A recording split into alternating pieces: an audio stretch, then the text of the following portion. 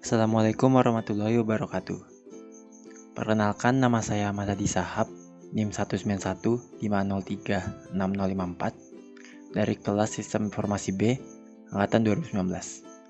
Pada kesempatan kali ini, saya akan menjelaskan tentang teori-teori adopsi teknologi. Teori-teori adopsi teknologi yang akan saya jelaskan yaitu ada 3. Yang pertama ada teknologi acceptance model atau yang biasa disingkat TAM. Yang kedua ada Decomposition of Theory Planned Behavior atau DTPB. Dan yang ketiga ada Unified Theory of Acceptance and Use of Technology atau biasa disingkat UTAUT. Yang pertama ada teknologi acceptance model atau TAM yang dikembangkan oleh Davis pada tahun 1989. Model TAM dapat menjelaskan bahwa persepsi pengguna terhadap suatu sistem akan mempengaruhi sikap penggunanya. Menurut Davis dan Portner dan Dontu tahun 2006, bahwa TAM menunjukkan persepsi kemudahan penggunaan dan kebermanfaatan merupakan suatu kepercayaan terhadap adanya teknologi baru yang mempengaruhi sikap pengguna terhadap penggunaan teknologi. Intinya, TAM sudah teruji sebagai tolak ukur dalam tujuan dan perilaku pengguna dalam memanfaatkan teknologi. Variabel-variabel yang ada dalam TAM, yang pertama ada external variable, yaitu merupakan variabel luar selain kelima variabel yang lain. Yang kedua, ada perceived usefulness atau persepsi kebermanfaatan, yang berarti pengguna percaya bahwa dengan menggunakan suatu sistem informasi akan meningkatkan kinerjanya.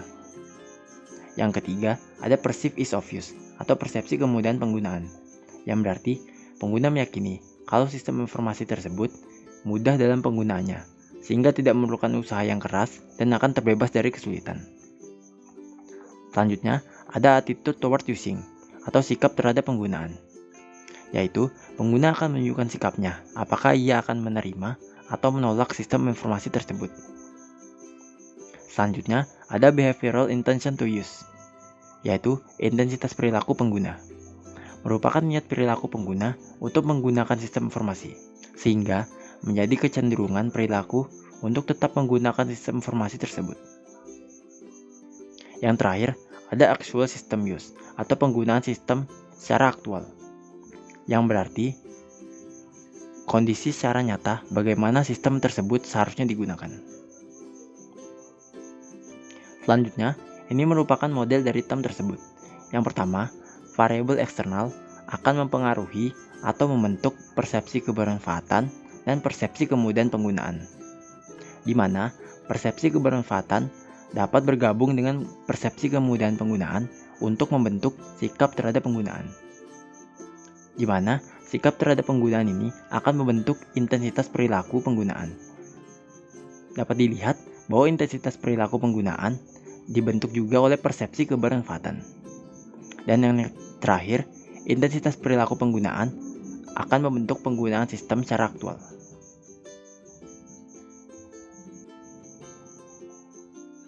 Yang kedua, ada Decomposition of Theory Planned Behavior atau DTPB yang dikembangkan oleh Taylor dan Todd pada tahun 1995. Merupakan pengembangan dari Theory of Reason Action atau TRA dan Theory of Planned Behavior atau TPB.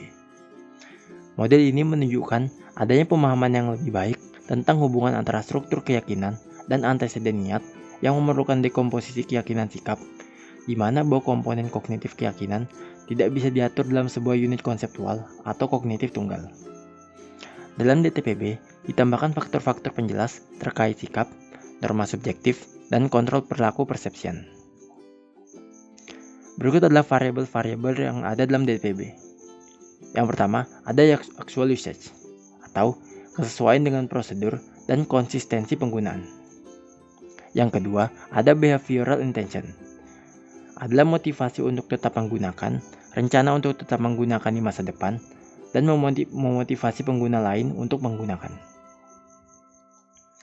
Selanjutnya ada attitude, yaitu rasa suka dalam menggunakan, penggunaan menimbulkan antusias dan keinginan untuk menggunakan secara mandiri. Selanjutnya ada subjective norm, yaitu mempengaruhi perilaku dan pengaruh orang yang ada di sekitar. Selanjutnya ada perceived behavioral control, adalah keyakinan diri dan kontrol diri.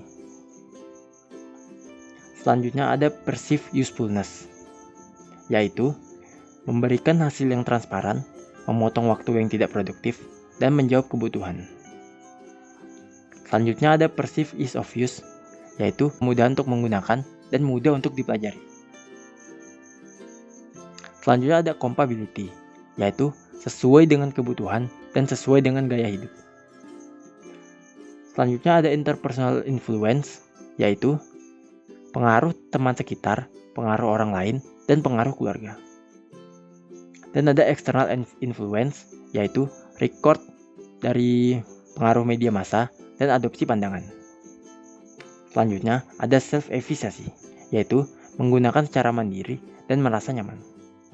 Dan yang terakhir ada facilitating condition, yaitu adanya waktu, adanya peralatan, dan adanya uang. Berikut merupakan model dari DTPB. Yang pertama, perceived usefulness, perceived ease of use, dan compatibility mempengaruhi atau membentuk attitude atau sikap. Dan di bawahnya ada interpersonal influence dan external influence akan membentuk dan mempengaruhi subjective norm. Berikutnya ada self-efficacy dan facilitating condition akan membentuk perceived behavioral control. Dan dari attitude, subjective norm, dan perceived behavioral control dapat bergabung atau membentuk behavioral intention. Dan dari behavioral intention akan membentuk atau mempengaruhi actual usage, di mana actual usage ini juga dipengaruhi oleh perceived behavioral control.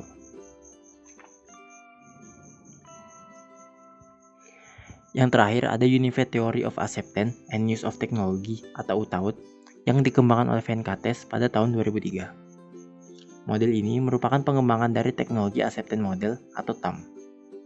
Namun, UTAUT merupakan gabungan dari 8 model penerimaan yang sudah ada dan sudah terpublikasi, yaitu Theory of Recent Action atau TRA, Teknologi Acceptance Model atau TAM, Theory of Planned Behavior atau TPB, Combined TAM and TPB atau CTAM-TPB, Innovation Diffusion Theory atau IDT, Social Cognitive Theory atau SCT, Motivational Model atau MM, dan Model of PC Utilization atau MPCU. Berikut adalah variabel-variabel yang ada dalam UTAUT. Yang pertama ada performance expectancy, yaitu harapan akan kinerja. Yang kedua ada effort expectancy, yaitu harapan akan usaha. Yang ketiga ada social influence atau pengaruh sosial. Yang keempat ada facilitating condition atau kondisi pendukung. Yang kelima ada gender, yaitu jenis kelamin. Yang keenam ada age, yaitu umur. Yang ketujuh ada experience atau pengalaman. Yang ke-8 ada voluntaries of use atau kesukarelaan menggunakan. Yang ke-9 ada behavioral intention, yaitu niat untuk berperilaku.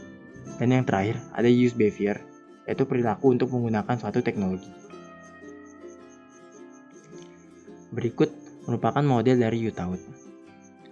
Dari gambar ini terdapat 4 konstruktor utama, yaitu performance expectancy, effort expectancy, social influence, dan facilitating condition, di mana behavioral intention dipengaruhi oleh performance expectancy, effort expectancy, dan social influence.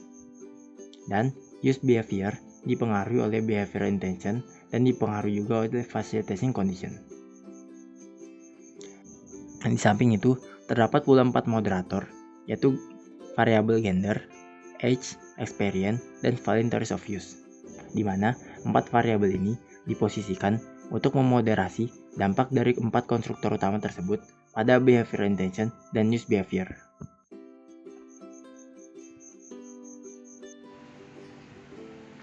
Berikut adalah sumber atau jurnal yang saya gunakan dalam mengerjakan video ini. Akhir kata, saya mohon maaf sebelumnya apabila terdapat kesalahan kata atau pengucapan yang tidak jelas, dan semoga informasi yang telah saya sampaikan menambah wawasan kita dan menambah pengetahuan kita. Sekian dari saya. Wassalamualaikum warahmatullahi wabarakatuh.